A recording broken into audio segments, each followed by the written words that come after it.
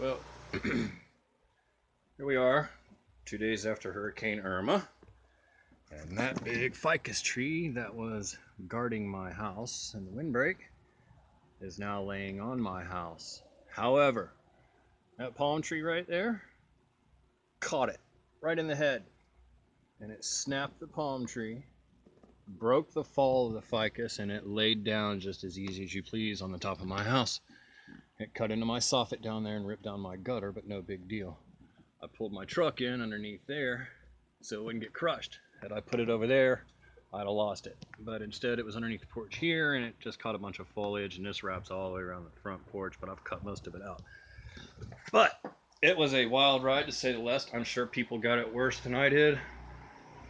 I'm lucky. I've got generators, I've got food, I got water. There was no storm surge to speak of. With the northeast winds, you generally don't get a storm surge with a hurricane unless it comes at you from the Yucatan, which it didn't. It was skirting the coast, so it didn't have time to build up. But as you can see, this tree and all over my house. My truck was parked right here, underneath here. And this bad boy right here came down.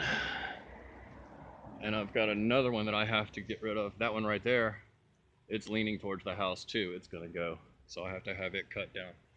But anyway, it's a mess. It's a giant brush pile back there that I cut off the roof. Giant brush pile there. We did not flood short of the rain at all. The tides had a lot to do with it, but also the northeast winds were the primary factor. But there is my house, well, behind the tree anyway, and there's my lovely truck. So we made it.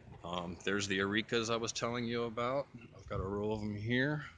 I really thought that poinciana tree and royal were gonna go, but the wind stayed out of the northeast here the whole time on Pine Island, Pine Island Center, and 3 feet above elevation. But the big ficus, she came down.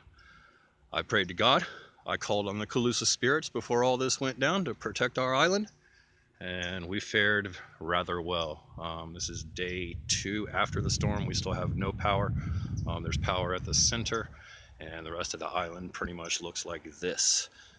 People are out and about moving around, but it's pretty bad. It's not as bad as Charlie. Charlie happened in August, and it was hot. Fortunately, we're in the back end of, or the first end of September here. Sorry, I don't even want to talk about, I'm baffled from all this. But it's much cooler than it was and much more bearable, so we're very fortunate. I turned out really well. We got very, very lucky, very safe. I was actually on the hood of my truck. I was gonna go down here to get my server, bring it up so it wouldn't flood, and just as soon as I stepped up on the hood, that bad boy let go. But again, my cabbage palm caught it, broke its fall, and this tree just laid down just as easy as you please down on the northeast corner of my house. But I am the Snook Cowboy. I live on Pine Island, Florida. I will probably not ride out another hurricane. To be honest with you, I wanted to experience this one just to experience it up close and personal. I ran from Charlie, but I rode this one out and been there, done that, got the t-shirt. I'm not going to do it again. So take it from a Floridian, a native Floridian. Somebody gives you a warning to get out of town, go ahead and go. It's really not worth staying. All right? All right, Snook Cowboy, Pine Island, Florida. Love you guys.